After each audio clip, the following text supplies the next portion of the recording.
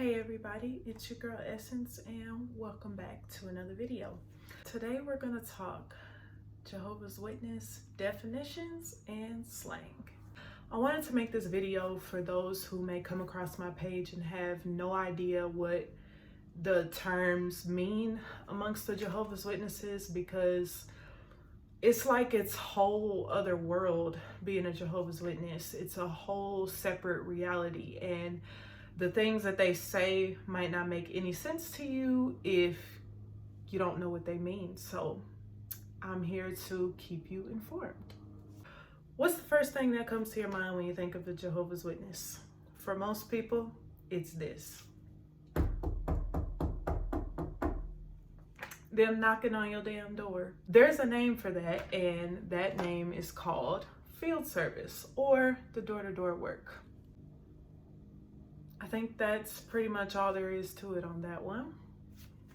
Essentially, what they're doing at your door in their minds is trying to save your life.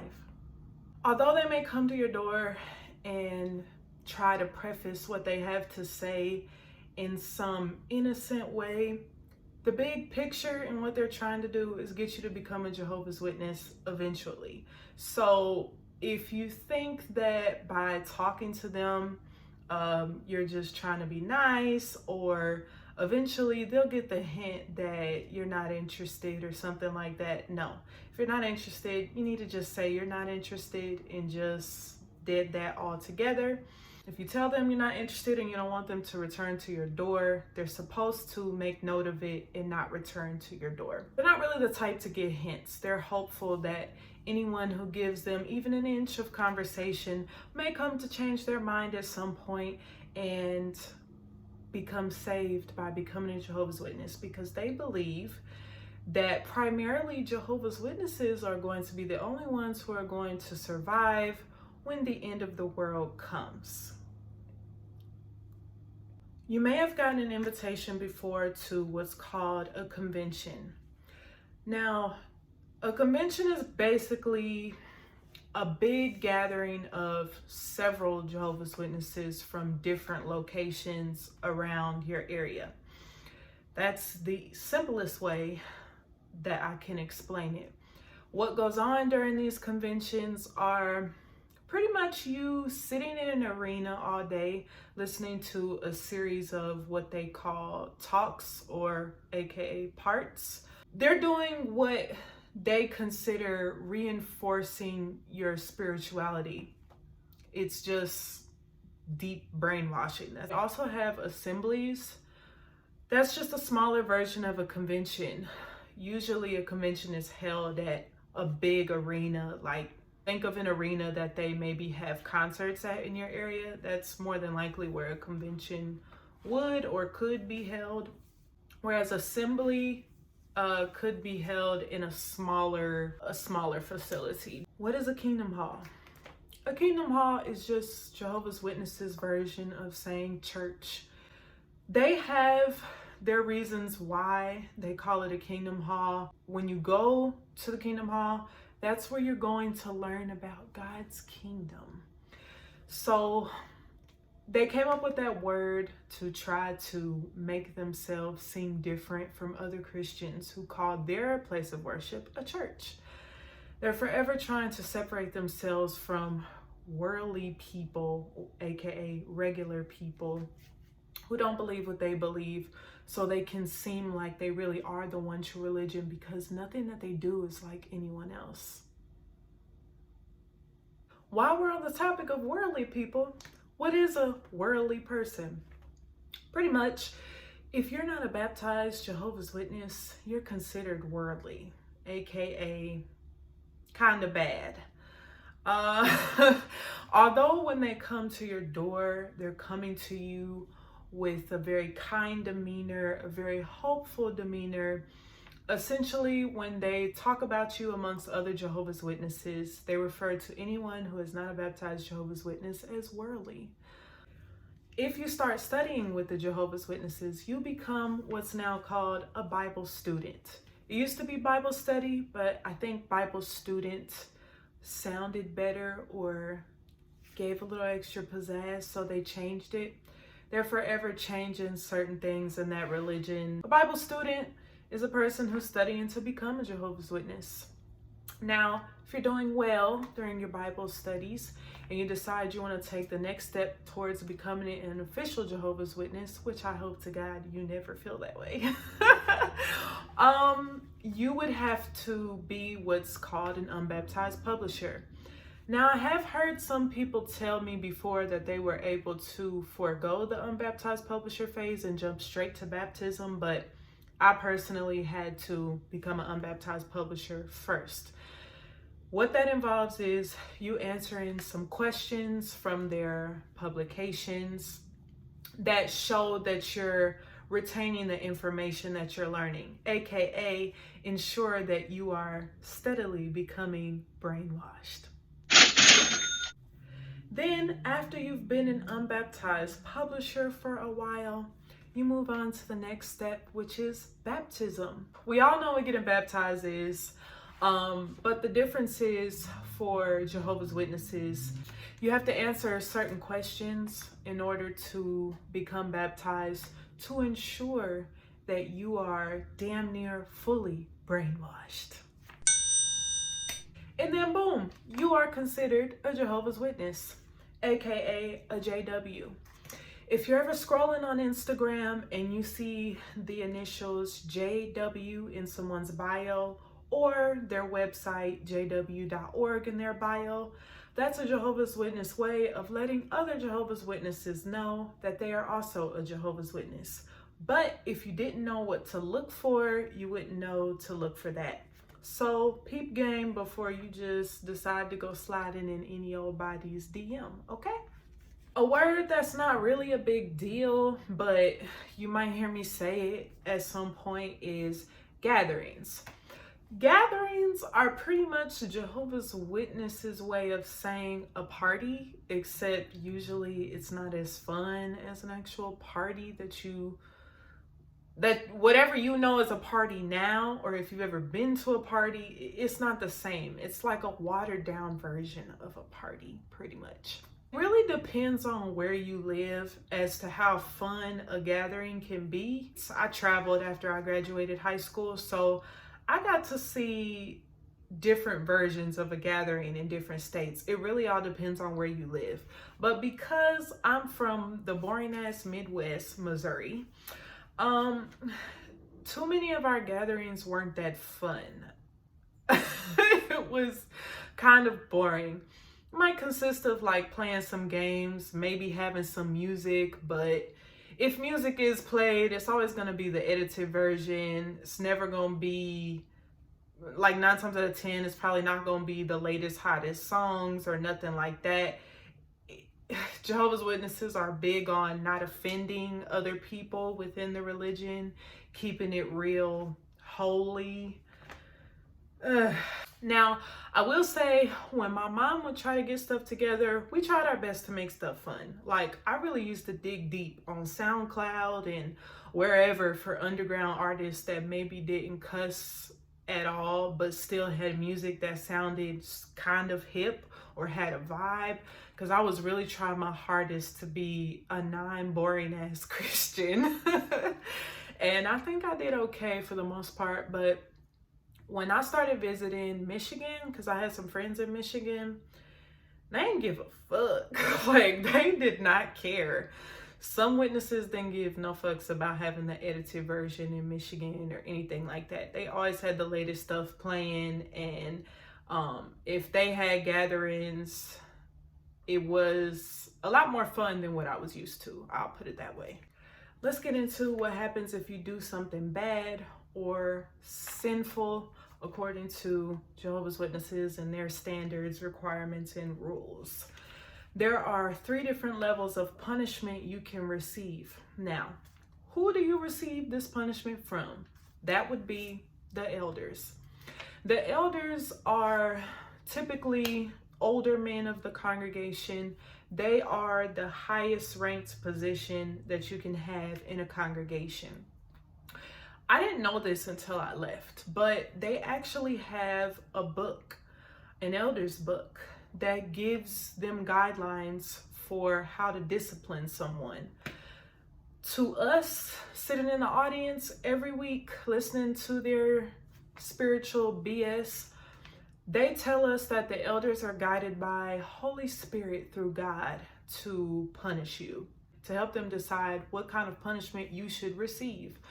But that's actually a lie. They have a book, and that is what helps them determine, along with, I'm sure, their imperfect judgment as to what your punishment should be. I forgot if I said this already, but there's 3 levels of punishment. Starting with the first one, private reproof. Private reproof is pretty much between you and the elders. If I do something bad and I go to them and confess, or someone snitches on me, let's just say it wasn't something that they deem too big of a deal, but they still want me to learn a lesson from it or something. They might give me what's called private reproof, and that means nobody has to know about it except me and them.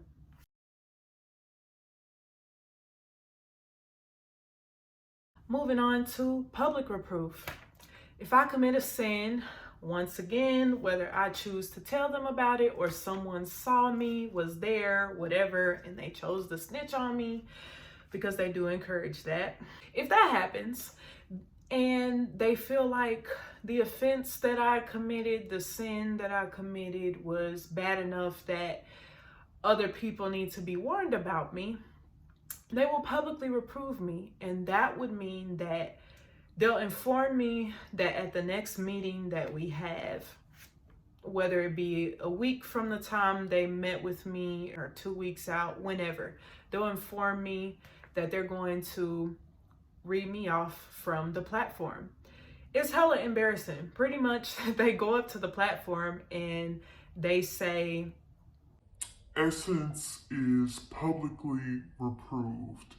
And what that tells other people in the congregation is that they need to limit their association with me for a while, because although they don't know what it is I did, that I did something that's not good, and I'm not the best of association at this time.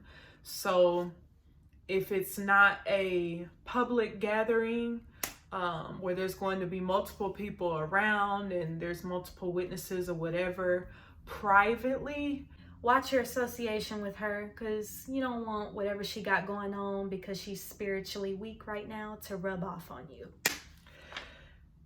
I just can't even believe their logic. Now, on to the big bang, and that is disfellowshipping. Getting disfellowshipped is the worst thing that you could have happen to you as a Jehovah's Witness. It scares people, and rightfully so, because if you do something that is sinful enough that the elders feel the need to disfellowship you for it, that means that not only will you get read off from the platform, which is embarrassing, your family and your friends, as you know them, will not be able to talk to you anymore until you are reinstated back into the religion. How do you get reinstated back into the religion? After you get disfellowshipped, as soon as that meeting is over and you get ready to leave, immediately that night, that is when people stop talking to you. Like, let's say I'm sitting in the audience, and after they conclude their meeting with prayer, because they conclude every meeting with an ending prayer, when I get ready to walk out, if people see me coming, they kind of just get out of my way. Some people try not to look at you. Some people who don't care, they might still look at you and smile, you know, their way of trying to keep you encouraged to keep coming back. But they don't say anything to you. They just kind of get out of your way. You walk past them, you go to your car and go home. Now, how you get reinstated back in the religion is you continue to show up to the Kingdom Hall, to the scheduled meetings every week. But pretty much you sit there, you listen to what they have to say during the meetings, and they expect you to still be studying, doing everything like regular, except you have no association. Your family's not talking to you. Your friends aren't supposed to talk to you. How long can this process take?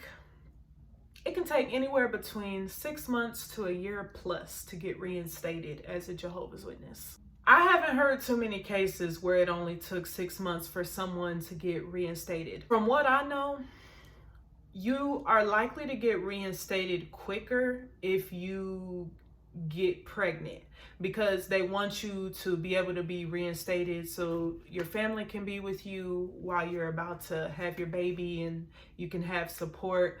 But other than that, the first time I got disfellowshipped, it took me maybe a year to get back. Well, actually, maybe almost a year and a half to get back reinstated. I was doing everything like I was supposed to. I was studying, going to the meetings, like I was doing everything I should be doing. But if you meet with them and they don't feel like you're ready to come back, how they decide that, I really don't fucking know. But if you meet with them and they decide you're not ready to come back, then they tell you it's gonna take a little longer, and that's that. You just keep doing what you're doing.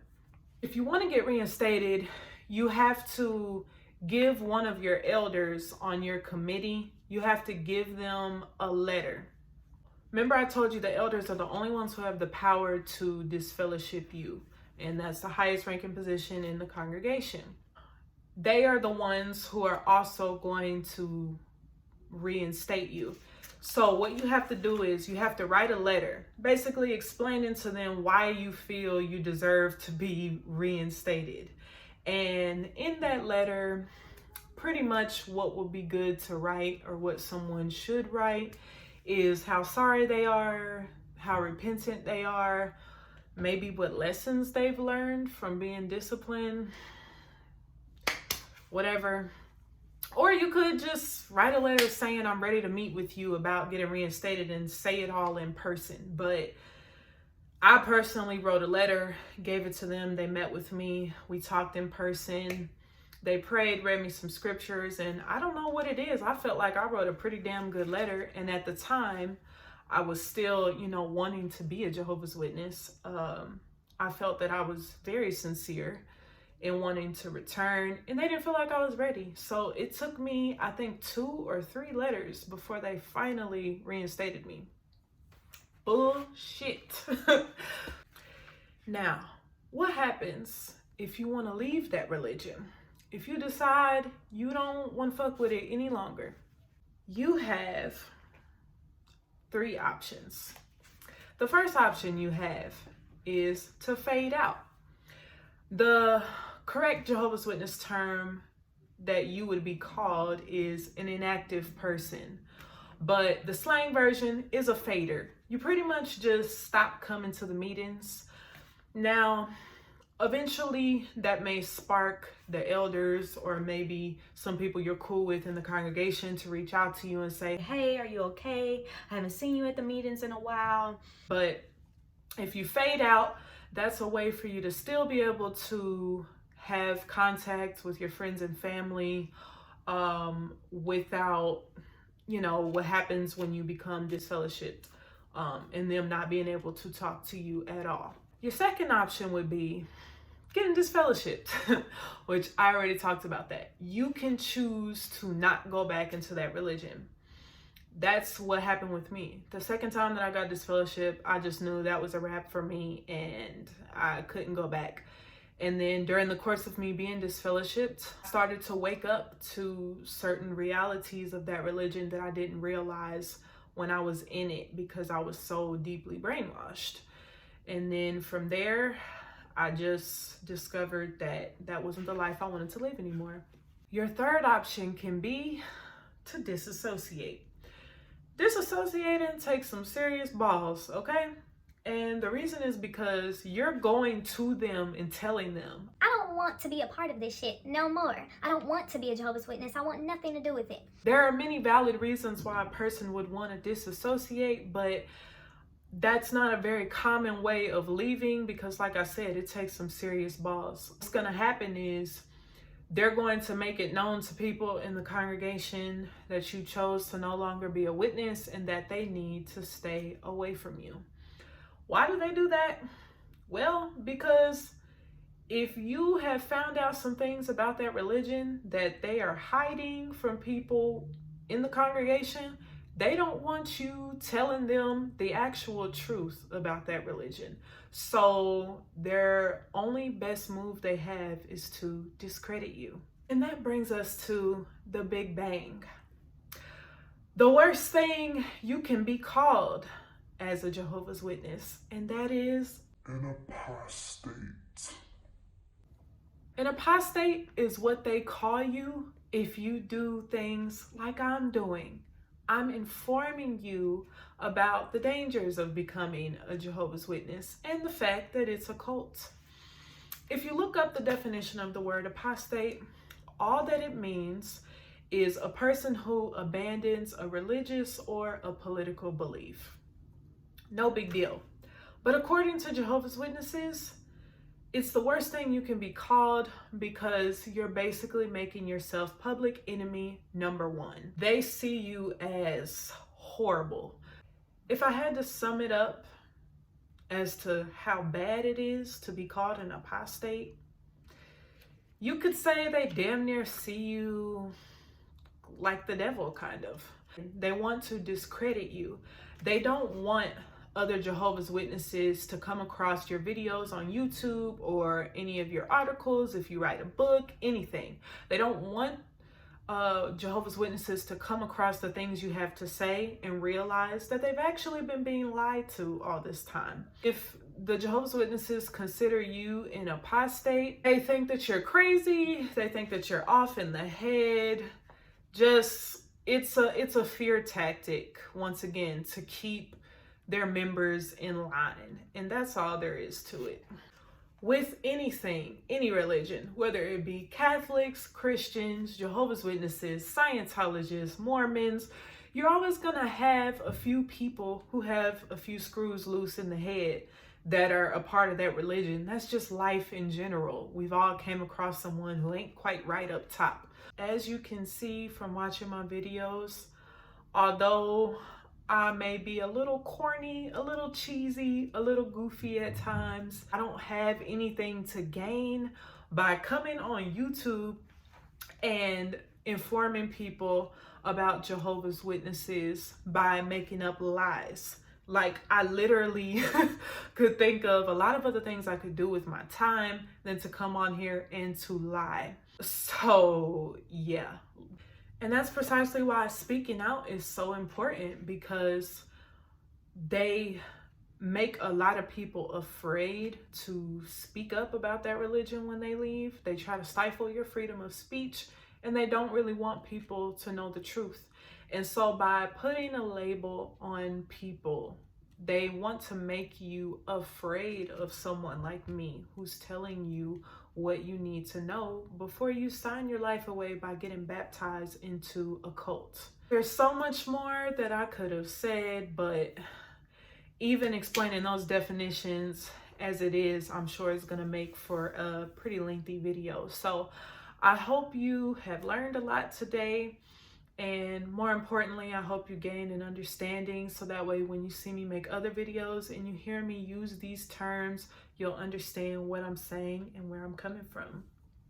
With that being said, please give this video a thumbs up, because I put a lot of effort into it and a lot of breath work. And just to show me that you're being supportive and you appreciate the kind of work that I'm doing.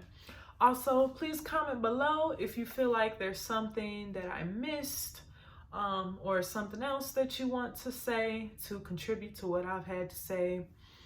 And please subscribe if you haven't already. My channel is not going to be solely about Jehovah's Witness things, but it was a part of my life at one point in time. So I will be talking about things such as this here and there. Thanks for watching, and I'll see you next time.